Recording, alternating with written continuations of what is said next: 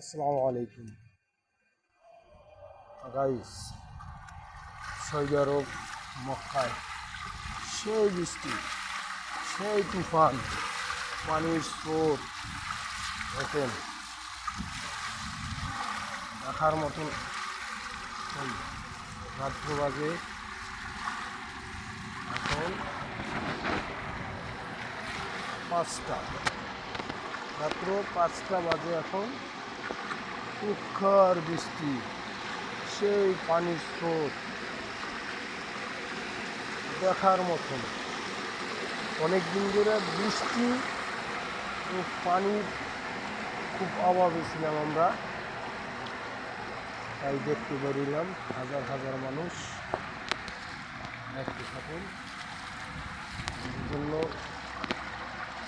জিনিস এবং পানি